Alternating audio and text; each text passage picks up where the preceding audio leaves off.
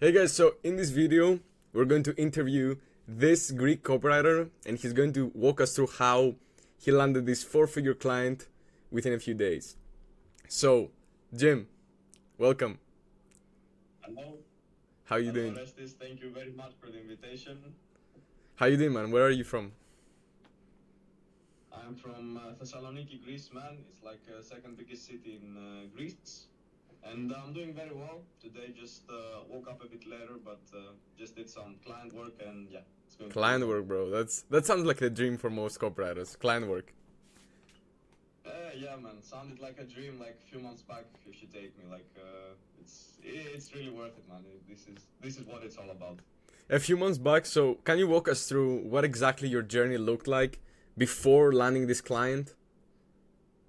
Yeah, man, for sure. Because it's like I'm gonna take you like everybody like on a trip like a year back if we go. Like I've just started like a year that most people in Greece call like the most difficult one there is because it's like the year before you get into university. And it's Yeah. like I'm 17 years old. Like I have no money in the bank. I don't have anything. And basically how it's starting, like there's tons and tons of homework for school because there's so much work to do, like to maths, physics, chemistry to get into university. And like I'm into all of that, but it's like I need to do something more. Like I couldn't keep my hands busy enough. Like everybody's saying like, oh, I'm so tired, but I had even time to go to the gym and shit because I had an amazing schedule.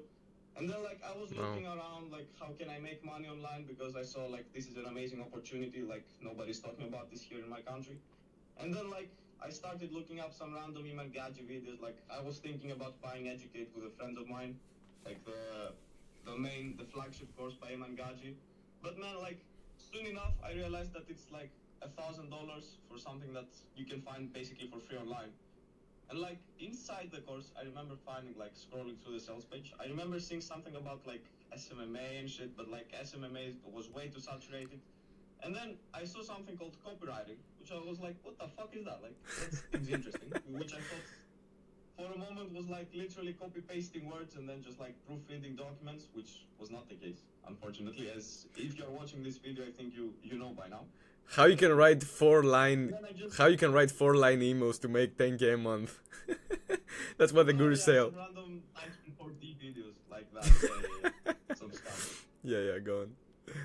I think this is how everybody got started anyway, like recently. Yeah, like the way I got started is from Andrew Tate. I was sitting in my room one day, had just finished like my second week of college, of going to college, right after I had stopped going to the army. And so this friend calls me and he's like, yo, do you want to know about making money online? Like, before that, I literally had never heard about making money online before. Never.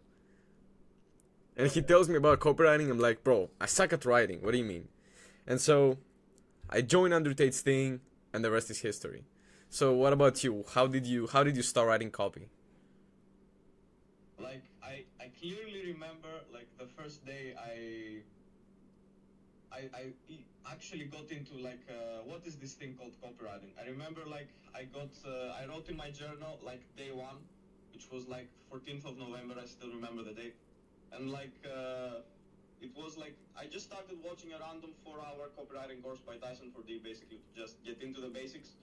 But I didn't actually write copy like 5 days later, to be honest. Which yeah, Mm.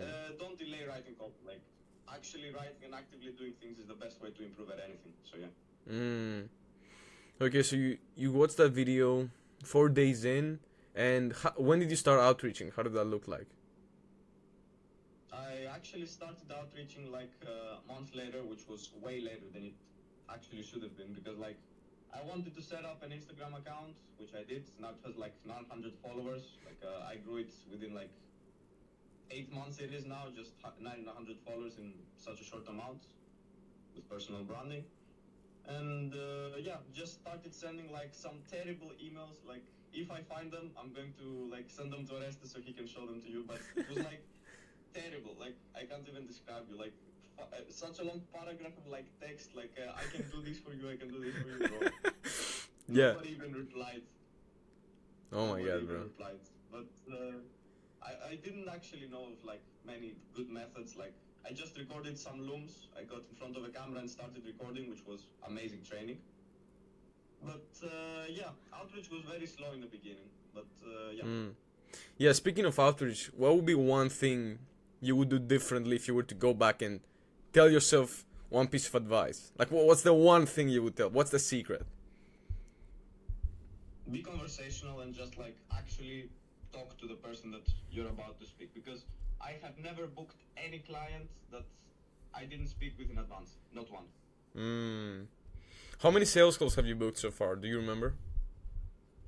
In my life so far, I think it's about 3. Like, but you don't need a lot of sales calls to actually get like the deal done, because I've booked all of them. Like, I have very good English, so like this is an advantage to me. But yeah. Yeah, how did you feel in your first sales call? Like, How did it I'm go? going to be really honest with you. I'm going to be very honest with you. My first sales call was with like a client that I did not expect at all booking, because he was like, I sent him a cold email of like a loom that some comments about your sales page for Gumroad, like a fucking software about digital products, which was like this guy was shit. Like his product has like 10 people had 10 people in it, and it was like subscription based. It had like $500 a month coming in, which is less than what I'm making now. Yeah. Actually. How much are you making now, if you want to share? 1.5k per month, but I'm also doing like one-time projects on Upwork, so that's going to Oh, be bro. you know. So you're probably like 2K. But that's in Greece. That's much more than somebody who graduates from college would make, isn't it?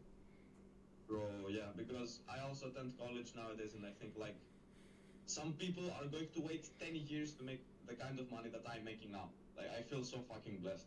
It's like, and it only took you like, you started copywriting last November, so it's 11 months.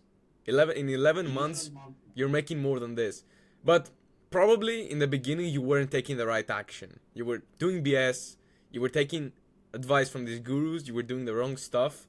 So how long after you started taking the right advice did you land this client that you have for 1.5k a month? I think that a lot of the time that after I started, you know, like doing correct things, like a lot of that time was diluted because I had so much homework to do. For like 2 or 3 months, I didn't do any copy at all, and like for another month, I went out to work my 9 to 5 out in the summer, like working as a fucking slave. Never mind about that. I'll talk about this later. So yeah, man, it was like 3 months of pure work. Like if you actually just take the time frames in which I was actually doing the right things, it's about 3 months.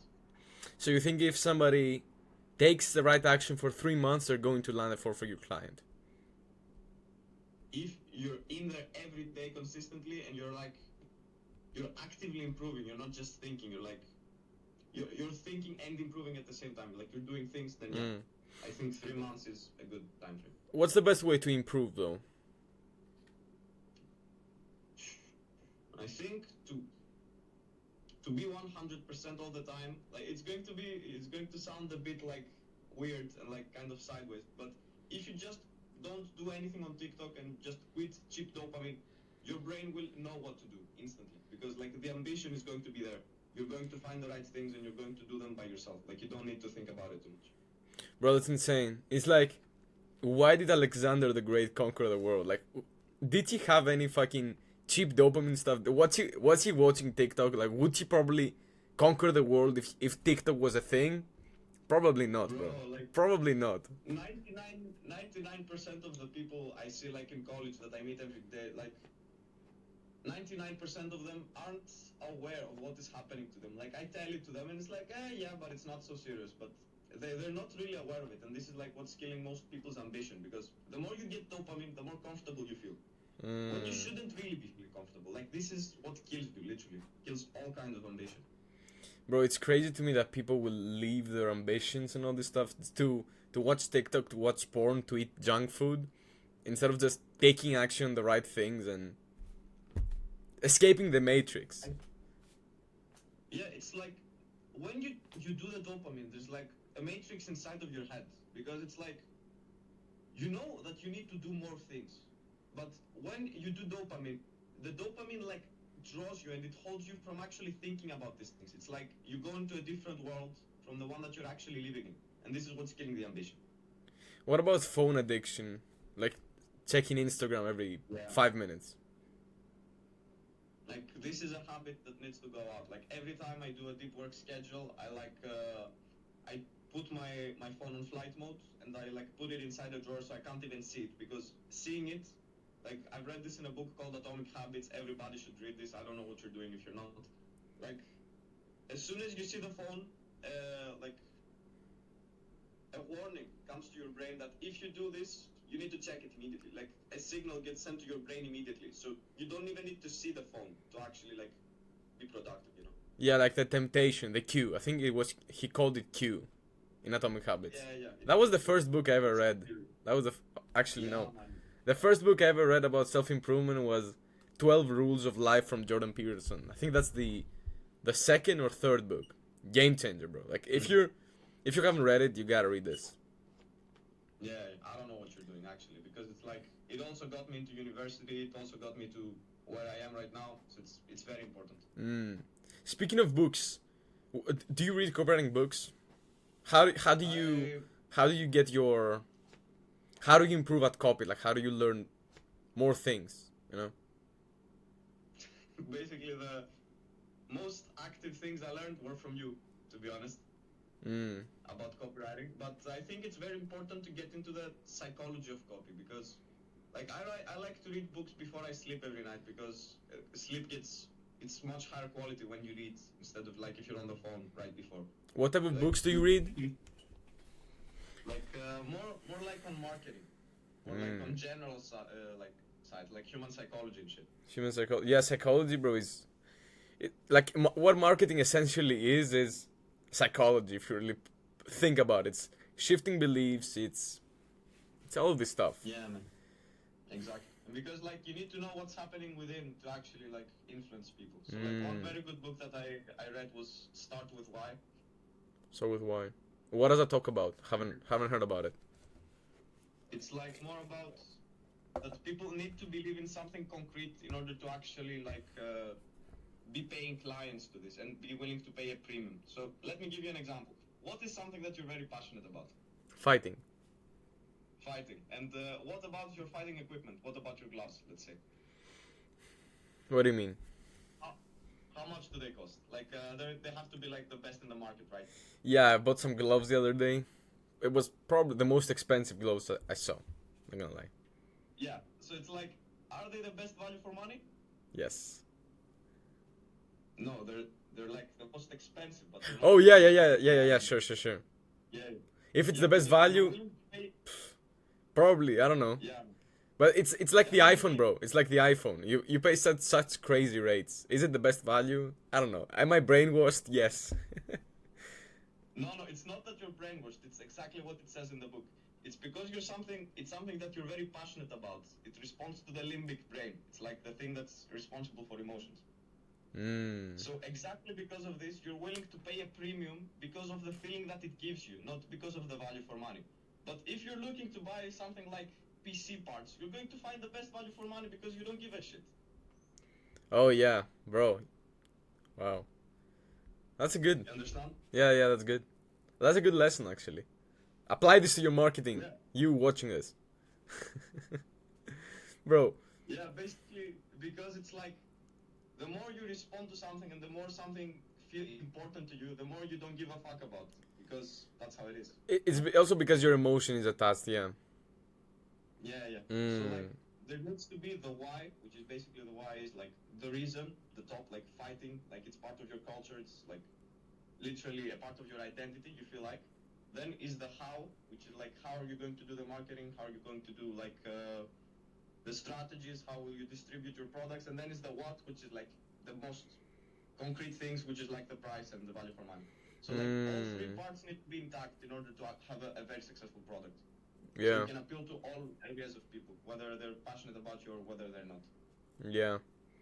I agree, like reading, learning is literally the secret to making more money. Like the more you know, the more you make. That's how it goes. Now it doesn't mean you should just read and don't take action. If you don't take action, like it doesn't matter. You can have You can be the best in the world, but nobody will know if you don't have the connections, if you don't build the personal brand. Speaking of personal brand, actually, do you have a personal brand? What about it? Do you think it's important in 2024, 2025, and onwards so you can land clients?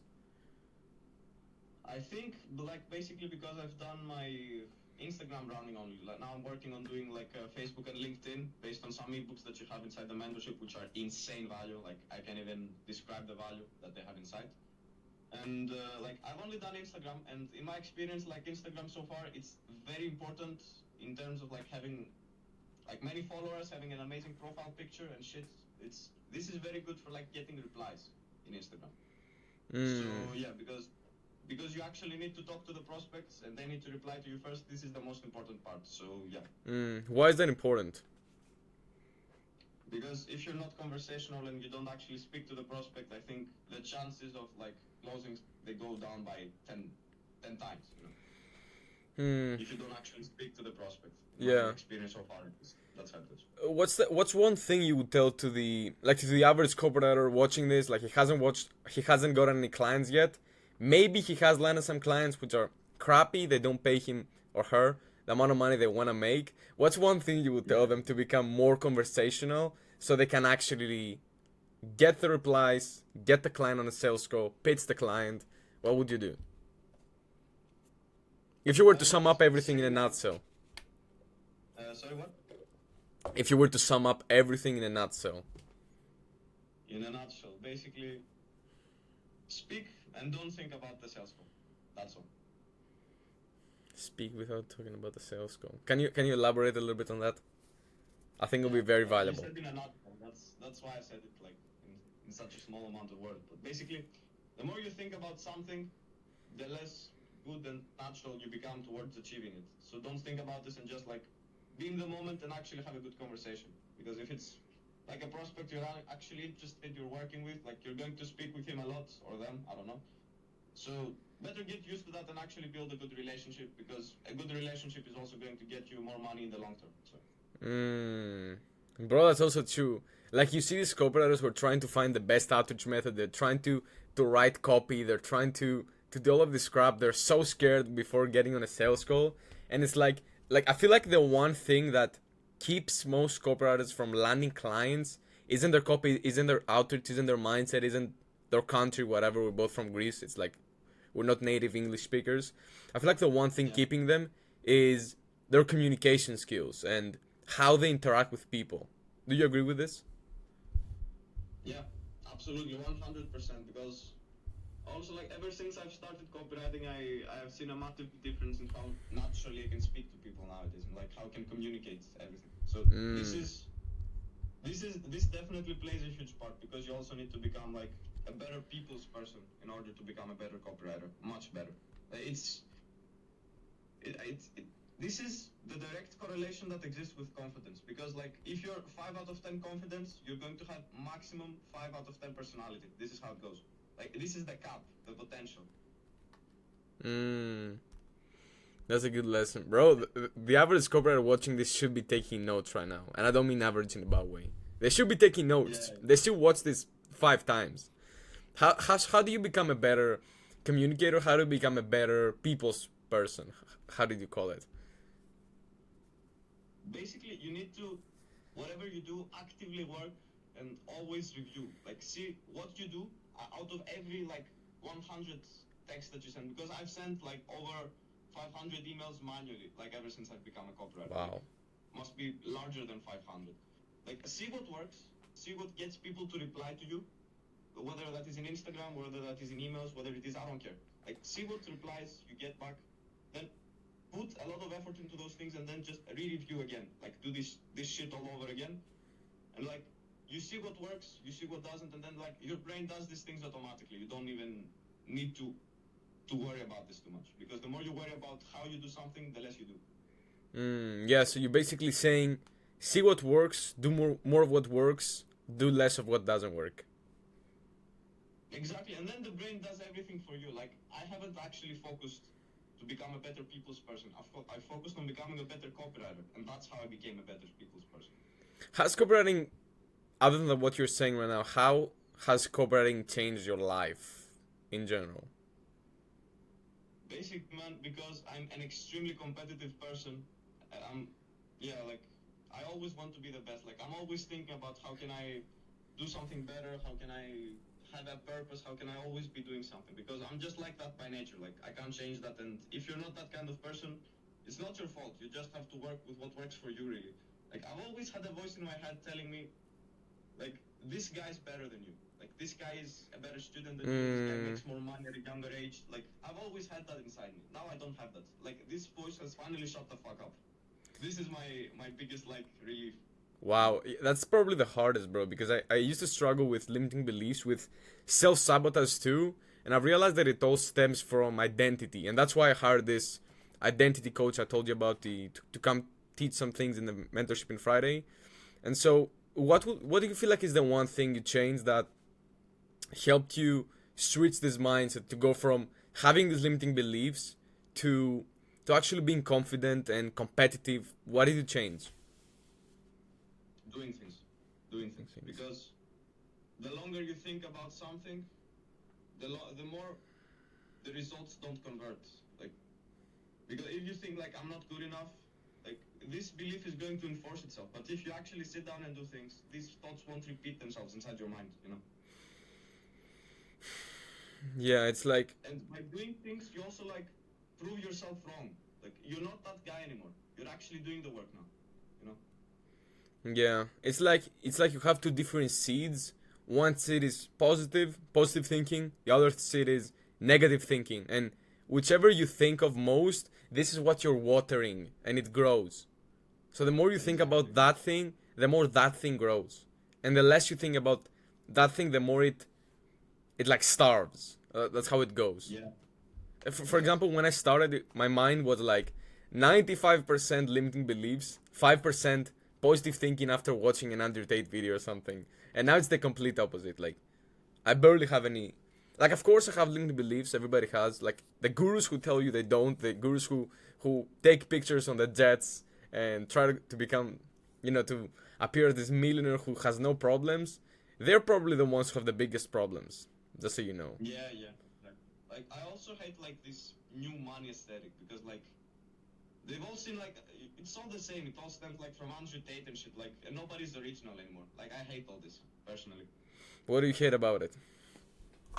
Like people going to Dubai, everybody doing the same things, and like yeah, they mainly do it for networking, but they all have like the same appearance. They don't have like any character at all. Like yeah, I can kind of like network with them, and if I network with them, I think like would be pretty cool, pretty chill with each other. But I just don't like this aesthetic, you know. This isn't for me. I see. So what does your definition of success look like if it isn't Dubai? And what does your definition of success look like? My definition of success looks like doing every day, waking up, being 100%, having like somebody that you love near you, doing something that you love every day, so like you don't have thoughts inside your head telling you you're not good enough, you're not doing enough. And like, it's going to sound a bit weird, but basically not being on TikTok and being 100% every day, because TikTok is the one thing presenting people, and like phones in general, and Netflix, presenting people from being 100% every day. Because if you are 100% every day, things will come to you naturally. This is how it works. If you actually think about it. Because if you are 100%, you will always be brainstorming, you will always be doing something, and that comes to you on your own. You don't need to do any work. You just need to remove the cheap dopamine and everything will come. It's like I said in one of my ebooks. It's like how to summon the copywriting muse. Like the more you eliminate all this crap, the more the muse is going to take over you, and it's gonna be coming up with all these creative, insane ideas. Exactly. Like one of my best secrets I'm gonna share with you now. You already know this, Jim, but I'm gonna share this with you watching. So my best secret for coming up with these ideas, for summoning the muse, it's actually to just hop on a shower, bro. Hop on a hot shower. Hot, you said. Not extremely hot to the point I'm burning, bro, but it's not cold, because you relax, you allow yourself to think, and ideas start popping. Like literally, I take my phone with me on the shower, I put it next to me, and I'm going to have to pause the shower like 5 times so I can note down ideas. Whether that's videos for the YouTube channel, whether that's email angles for my clients, or it can be whatever, or new trainings for you. It's can be whatever. That's how I do it. Or another thing people do is they do the walk in the parks in nature. You just allow your subconscious to take over. That's how it goes. You just allow your subconscious to take over. I have a very weird technique of doing that because like every time I take a shower, I want it to be like cold, because if it's not cold, I feel like when I'm in a hot shower, I feel like, oh, this could be cold and you could be uncomfortable, but you're not right now. But the way I do this is I actually like either write down stuff immediately, like stare at the view out of the balcony, or just I start speaking to myself. Like it sounds very weird, but this is what I do because I've noticed that if you just think, the ideas don't come to you as naturally, because you might think of something, your brain might think that you've understood it, but your conscious brain hasn't. Like there's a big difference, and that's how you can like move thoughts forward. Like I've seen a huge difference in like ideas and quality of thoughts ever since you actually speak. You know? Yeah, I speak to myself a lot. People watching this would be like, not people watching this, like people who are clueless. They would be like, "What the fuck are you doing? You maniac! You're going nuts. Go lock yourself up in a whatever." But it's actually everybody does this, bro. Everybody does this. Like every successful person does this. Not everybody does this. Yeah, because if you actually speak to yourself, you allow both your conscious and your subconscious brain to work together. Because the subconscious comes up with the ideas, but the conscious develops these ideas. If you don't speak, the conscious brain gets shut down, and like the ideas that you have only come through your brain like this, like trains. Whereas if you actually speak down and slow down and speak, they go like this, and they actually gain structure and like power. You know. Bro, these are some good fucking lessons. I might have to go back and watch this. So, bro. Because the way you speak, the way you think is like much faster. If you actually slow down and speak, it goes like this. You actually have time to process whatever you say. Yeah. Bro, what a lesson, man. What a lesson. So, before we close this, what do you feel like? Do you have any final tips or secrets to share with someone watching this? Like, find the niche that you love, because you're actually passionate about. Like, you could write for 1,000 fucking hours. Because, like, in my experience so far, I started off in like the fitness niche, and in the fitness niche, it's something that I like because I work out a lot myself. But it wasn't my true passion, and it's way too saturated nowadays because like everybody does the fitness niche. So I actually sat down and thought, like, what is the one thing that you're extremely passionate about? And like the one thing I'm very passionate about is driving cars. Like this is my number one thing. Like I also study engineering. Like it's my number one thing. Like cars, I love them. So like I sat down and saw like which creators actually have high-paying courses about like anything about motor racing. I sat down, I found out like all 30 of them. There are no other like people I don't know in the racing niche, in the motor racing niche. And I actually sat down and outreached to everyone specifically, like, but I focused only on them. I didn't focus on anybody else, you know. You found an untapped niche, yeah. Also. An untapped niche that like extremely unique because nobody else is like aware of that. Like they don't care. Like everybody goes straight to fitness, and this is not something that I know so much stuff about. Like I could write about this all day. Yeah, what you're saying is insane, bro. Most people think you gotta get in the fitness niche on the finance niche, the wealth niche. Like, I know people who are making money, like insane money, like 6 figures, and they are inside the poker niche. There's a course teaching people how to play poker, how to make money with poker. Like, it's insane. Like I had clients who were paying me $500 per email, $500 per email, and they were in the construction niche. Roofing, repairing, this stuff. $500 per email. $500 per email. In a niche nobody knows of. And it's like, just, you can write anywhere. Like, you don't have to just sell info products. You can write copy for like chairs. Like I've written a VSL one time, which was for a anti-snoring mouthpiece. You can write copy in everywhere, bro. That's the thing. Everywhere. But like you might not even like actually know a lot of stuff about this thing, but you actually like writing about it. It's like you can write copy selling coffee. like how do you come up with a good story? Because the way you sell info products from the way you sell ecom products is a lot different. Like the way you sell coffee, for example, it could be you sharing a good story of how it's created, and you sharing the little process and the details where you harvest the coffee and you hand pick it from the ground, or you can come up with a story. That's how you sell these info products. It is.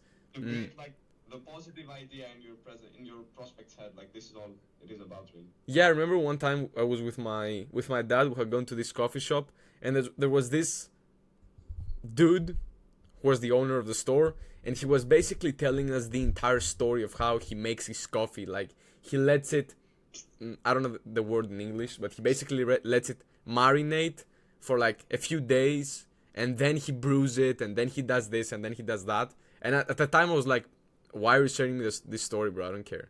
Like I didn't know why he was sharing this, but now I know. Now you know. But the thing is, we tried the you coffee. come to the point. We tried the coffee and it was garbage. So it didn't matter what he said. It was garbage. But you actually tried the coffee. Yeah, I tried the coffee. You Yeah, actually convinced- that's true. Yeah, so it worked. The sales process worked.